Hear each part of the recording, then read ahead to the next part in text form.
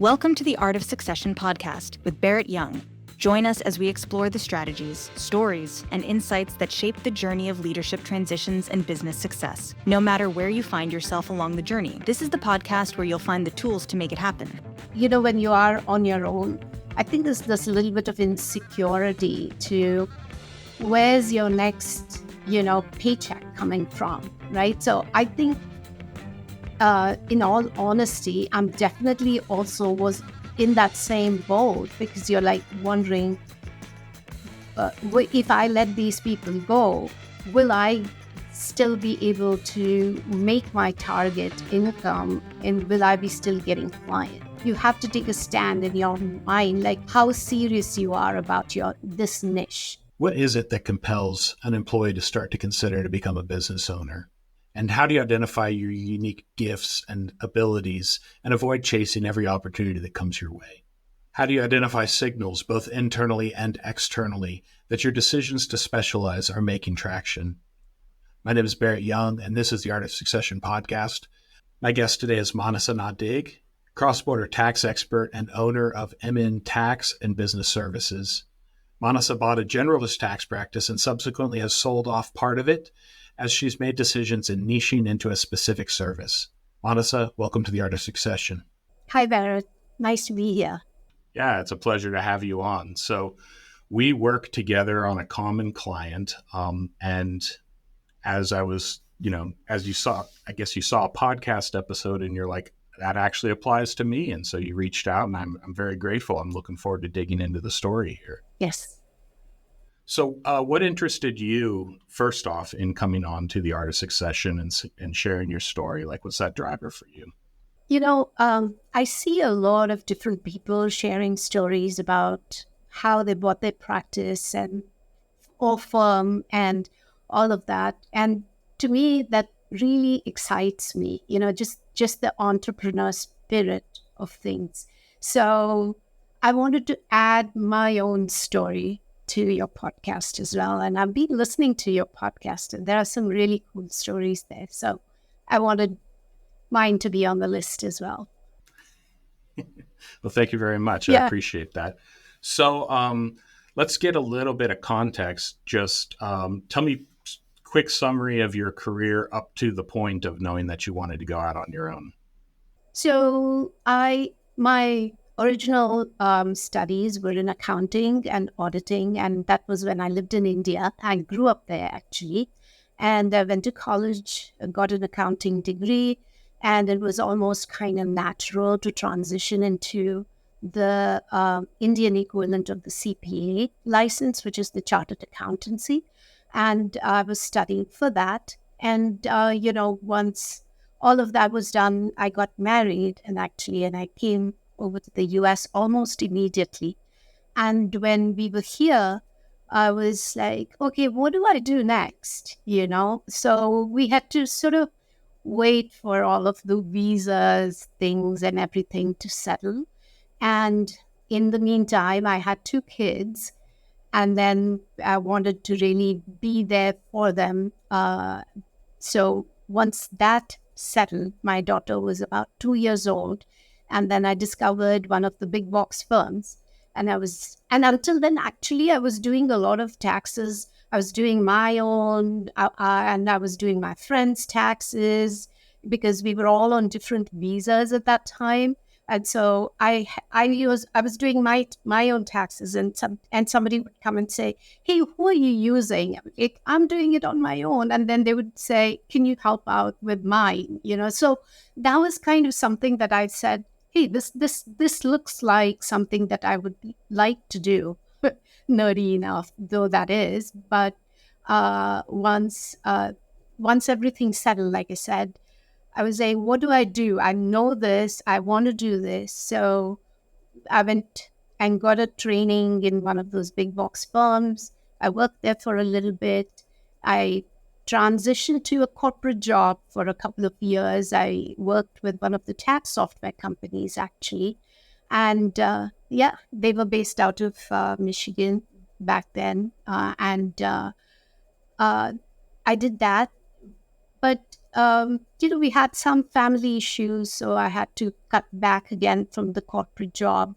So then I was like, okay, I started working with different CPAs. So then it was, I was looking around. I was running all over Metro Detroit, and if you have ever been here, you can see that's pretty challenging, especially between January and April in Michigan. So, so that kind of got challenging. But one of the CPAs that I was working with, she said, "Hey, you know what? Why don't you just stop? Working with so many different CPAs. Why don't I need somebody really full time? So let's have you work with me."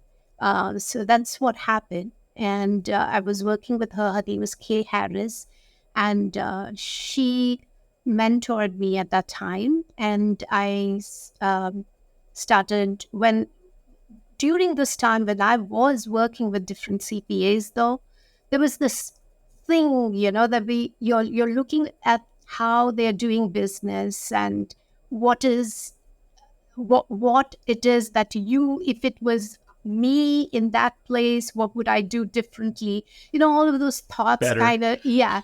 Uh, you said it. Yeah. And those thoughts kind of run through your head, right? Like you're like, I think I would have done this differently or that differently, as far as running the firm, of course. And so those thoughts were already sort of compiling in my brain. So, and then when Kay said, "Hey, just come and work with me," it kind of worked out really well. I started to do that, and somewhere along the way, she was also wanting to retire, and she offered this. She said, "Would you like to take over my practice?"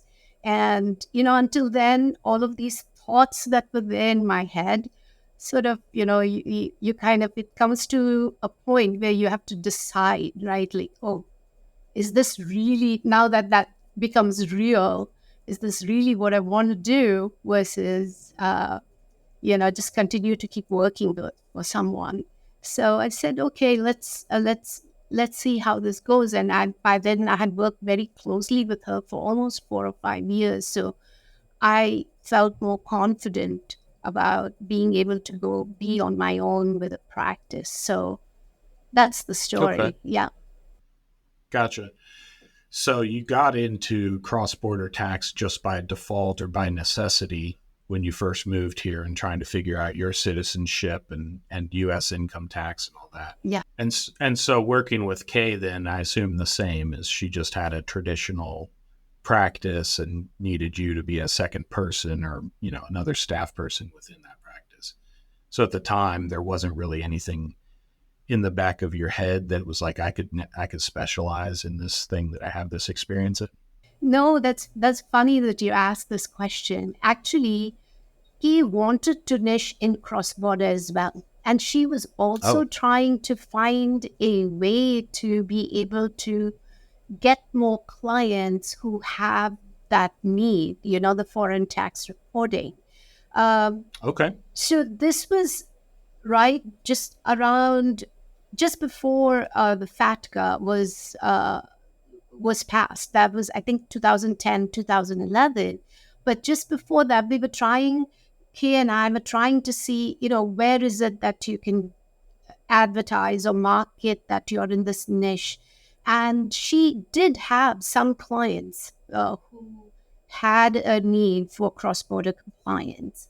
They were already abroad, or they were from countries who were here. And in the meantime, I had also started to get referrals from people like, through my own network of people who had like cross-border needs. And so it was just kind of interesting how that came together. It wasn't that we were looking for it, but it just sort of was there, and we saw that there was a need, and we were there to service it. I mean, we weren't the big four, but we weren't the small CPAs either. So we were somewhere in the middle.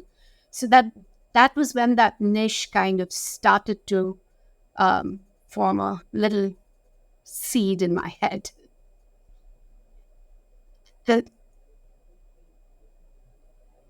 No, just the two of us. It was just the two of us. And then once she decided that she wanted to retire was when we started to formalize the way that we would do it. It was still kind of informal in the terms that we had already known each other for that long. I guess it should have been more formal, but it wasn't. But we formed a partnership, Manasa Nadig LLC. We were equal partners in there, and the partnership held the clients, and I bought into it, sort of. So, Gotcha. And how long did that?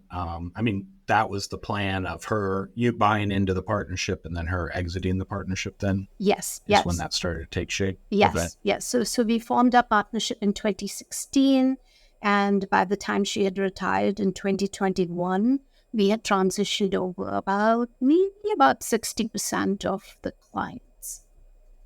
Gotcha. Okay. What's going through your mind? Because you said you saw everything that everybody else was doing wrong. But then when it starts to come to the reality of, well, now it's your turn, what are you going to do different? Tell me about that mindset shift, because I know you still have young children, or you probably still have children at this time, and a lot of stuff going on in personal life. And sometimes it is easier just to be an employee. So tell me about that mindset shift of, no, I could actually do this and do this well. So, when I think it's different in different professions, right? So now accounting practices, especially in the US, is unique in the way that most of our work is concentrated for those first 4 months of the year. And then you have like the next two or 3 months, which is August, September, and October. So I had recognized... Second tax season. Exactly. It's the first and then the second, yes. But then between the two, you have a little bit of a lull, let's say. Now that... Anyway, we'll go into that later. But while I was working, there was this lull in the summer when my children used to be off from school. So, perfect timed. Yeah, it was a perfect time to be with them, to really, and I love that. I love that I was there for them, actually. And I recognized that. Now, I sort of began to see that as I was taking on more responsibility of actually running the practice, that these things started to creep into the summer months, right?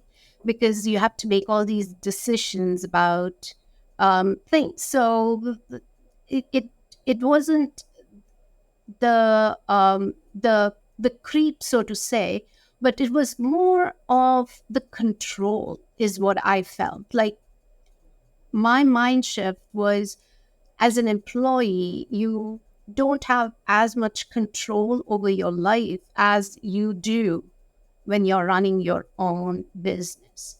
And that was one thing. And another was, of course, the ability to decide how much you want to charge for fees versus letting somebody else make that call, especially, and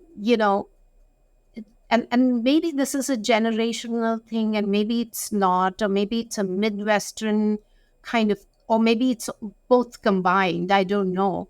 That I saw that, and I felt like I was ready, to go the next step, to leave the employee hat behind and put on the entrepreneur hat, which meant putting on a lot of hats. But I have so much control. Yeah. And I have to control everything at every given moment. Yeah. So I've asked for it. Exactly. But that's I think that's where the shift happened, though in a positive way, is although I joke about it, but it was a positive shift in my head. I really wanted to do this my way, and I felt like I had a lot to say about how to do things and how to pivot the practice for it to be more, especially because we had this mindset of wanting to service cross-border clients. So in my mind, the old fashioned way of receiving papers and sending papers was, it needed to change, and we needed to get more digital. So that's where my mind was going. Yes.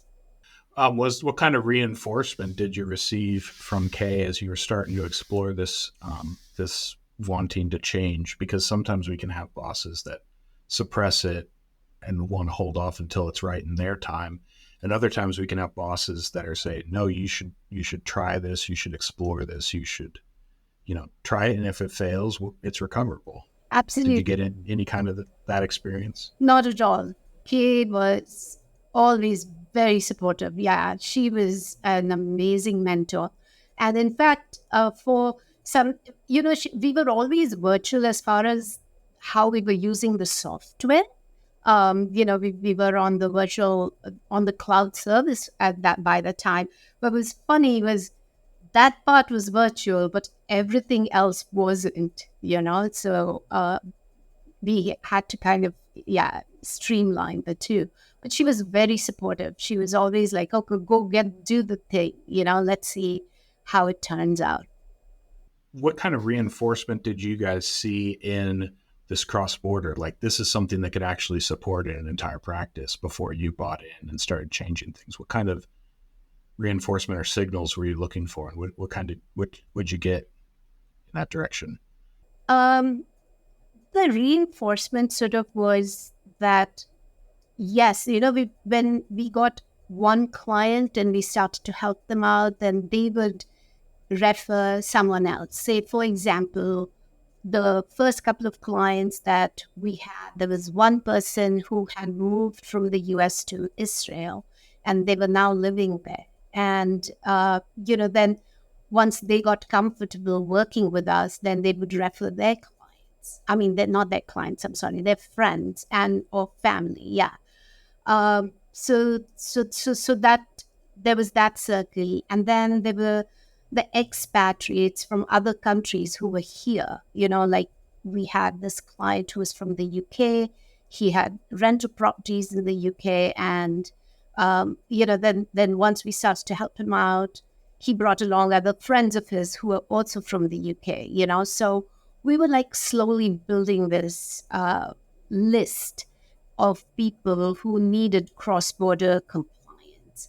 And by then, also, FATCA was passed. And if you remember, the pre-FATCA days, so to speak, the compliance was not as stringent as what FATCA made it, because FATCA sort of almost, I don't want to use the word coerced, but it kind of made banks in other countries sort of come into compliance, especially because FATCA was, the history of FATCA was the big UBS Swiss bank thing that happened with the banks not being transparent with US taxpayers' information, right?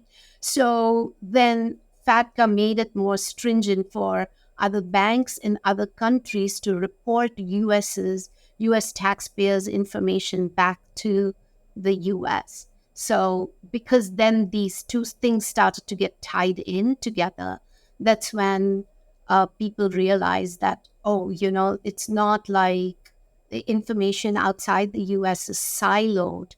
We need to then combine the two. It was always the case, actually, but it just wasn't enforced as stringently as what happened after FATCA. So that kind of, and then we started to talk about it more, and then I started to blog about things, and that sort of built up our knowledge base as well as the fact that we were educating people about cross-border compliance. All right.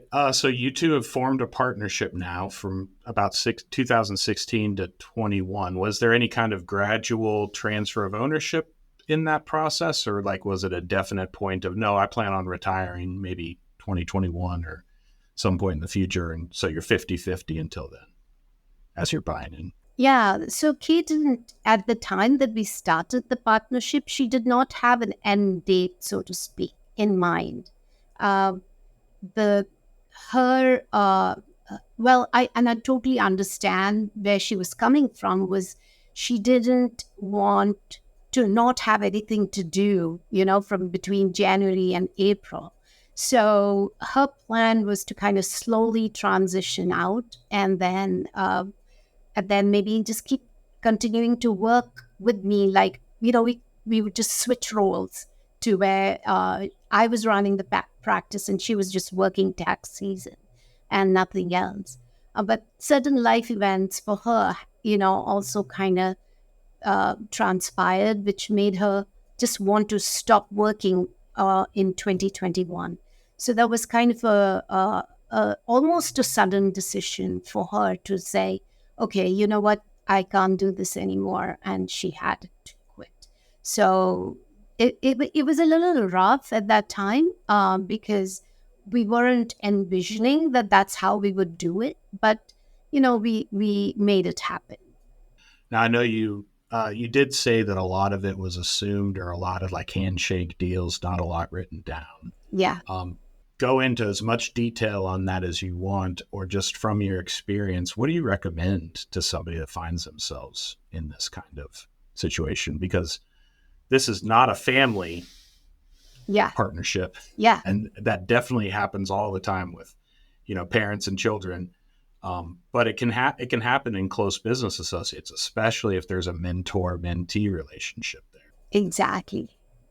Yeah. Fill me in a little bit on some of the situations or details, whatever you can. Of course. So yes, we when you work so closely with somebody, even though this is a person who you are professionally dealing with, at some point, I think it's also like, I don't know, maybe it's there among men as well, but I think like when there is a mentor-mentee relationship between an older woman and a younger woman, it just kind of becomes more maternal, sort of, So, and I still do always look up to Kay. So there were, and she was an excellent mentor. So we had this very, we almost had this family-like relationship, so to speak, so we were very close. And so it was, you don't even think about it, right? Like you're like, oh, should there be any formal? You don't even, your mind doesn't even go there because you just, by then there's this level of trust that has already been built up. So that's what happened actually. We were just transfer. There was something written. There was an agreement which we both signed, and the agreement did say, we would transfer over these many clients during this time frame, and this would be the nature of the fee share that would happen, and I would pay her back within so many years for the clients that I purchased. And, from then on, once the fee is completely paid off, then on, those clients would technically be all mine. And they would still be serviced under the partnership, but they would be sort of my clients. So, and then to your point, I was bringing in new clients, but they were not coming into Harris Nadig LLC. They were coming into MN Tax and Business Services because MN Tax and Business Services had already been formed in 2012. So that was the tricky part there. Yeah. So this is something that you and Kay formed to service these cross-border clients, like keep them out of the other partnership? Is that? Yeah. Is She, that the plan? yeah, that was the plan, because we thought that bringing in the new clients into the Harris Nadig LLC would kind of make it a little more, would make it murkier. So we took the next step of actually, I created this entity so that the new clients would come into that entity and not be under Harris Nadig. So you're 50% owner in one with a handful of clients over there that you both work on. You're 100% owner in the other one with these cross-border clients. And if necessary, you hire Kay to consult or work on those tax returns as needed then? Yeah, that was the plan. And then when she retired, we had this agreement that there would be, all of these clients would come over to me, and then the same 2-year or 3-year fee share would happen. And then that would be, that she would fully retire. But she decided not to work anymore after she retired. So when she retired, we were at almost 600 clients by then. And the next couple of years, especially in Harris Nadig, in the one company left over? Yes, that's Okay. that's right. And I also had, remember, a handful of clients in M and Tax and Business Services. So, and we were just coming out of COVID, and so it was interesting those next couple of years where I was really faced with the fact of literally being on my own without even having somebody else to talk things through. And this was something that I had kind of gotten used to, like just picking up the phone and say, "Hey, Kay, what do you think we should do with this?" And then she would tell you what her thoughts were. But almost 90% of the time, she would be like, "But you know what? In the end, you do what you think is right," is what she would say. So we would, so then now you're all by yourself. You're literally looking down the barrel in December, like, oh my goodness. And then those 2 years, I tried to find people to work for me. And it is not being easy, and you know this very well as well, to find like good talent, and then to top it off, to find people who have cross-border compliance experience, who at least can wrap their head around what it even means, So that has been a challenge for me. But I guess we're going through too far into that. But to answer your question, that was the sequence of events, so to speak. Yeah. Okay. So now 2021, you find yourself 100% owner in two different companies, 100% responsibility and control, which is what you wanted. What was I two thinking? different companies here. Yeah. Yeah, right. Yeah, and for the listeners that don't understand, I mean, that's how we work together, is because of your cross-border knowledge. I've got 20 years of experience in this profession, and I'm just, with this one specific client, I'm like, nope, that is way too much for us.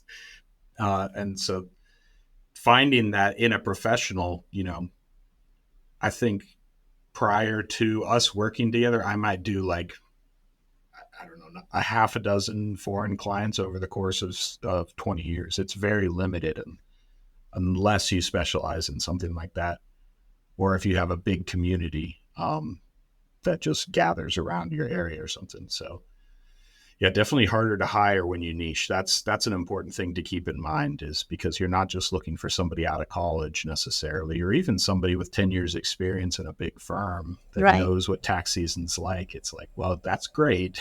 Yeah. I know you can push out volume, but Yeah. this is a very specific kind of volume. Exactly. And All right. yeah. Go ahead. No, I agree with you. One other thing though was that the hiring part was the big challenge for me, the switching to that. So yeah. Yeah, you find yourself on the other end of it. Mm-hmm. And, you know, hiring somebody, especially as a second employee within a firm, is very difficult. I found myself in that position with my previous company because I need somebody to do the work that I know how to do so that I can run the company or so that I can grow the company. Right. But people who are able to do the work to that level, they're often already running their own companies, or they would be running their own companies. Yeah. I find hiring a fourth or fifth or sixth employee is a lot easier than hiring a second. Yeah. I'm I feel for learning you. that. Yes. So at this point, 2021, you said it took you about 2 years to get a handle on all of this. I guess the setup was kind of beneficial. Maybe, correct me if I'm wrong. It is kind of beneficial to now sell off the part of the practice that you don't end up moving over to MN tax. Is that right? Is that what ended up happening? You sold Harris Nadig then? Yes, that's right. Because, we are trying to keep up with the volume, and almost 90% of it needs to go out by April 15th. And let me explain what that means in the cross-border context. When you have clients who live outside the country, they get 2 more months before they have to file. So if everybody who lives in the US gets his tax deadline is April 15th, people who are outside the US automatically get another 2 months extension, and their due date is actually June 15th. So Their federal U.S. due date is June 15th then? that's right. Yes. Okay. And more often than not, we are waiting for them to file the taxes in the country where they live. So depending on when the due date is in that country, you would probably even be looking at filing their returns much later in the summer. So you kind of yes, on the sad end, your tax season is extended if you are a tax practice owner. But on the other hand, you kind of get a flexibility of being able to cater to just those clients who have to go out by April 15th, and you can wait on servicing the others who don't, right? So that was one thing. But because now had mostly people who had to go out by April 15th, and I did not have help. It just got to a point where you have to decide what it is that you have to do. I mean, almost to a point where you have to take a stand in your mind, like how serious you are about this niche, you know? And like you already know, some of the forms, the international information forms, are so complex that it's not something that can be it's like you get used to doing it, so you're just running through them. Every time, every year, it might be the same client, but the level of focus that it needs is a lot. So, and when you start looking at that in that way, it was almost out of necessity that I had to let go of these clients and say, I needed to find them somebody who would be more in line with what they needed, rather than try to hang on to them just because I wanted a big practice. I don't know, does that make sense?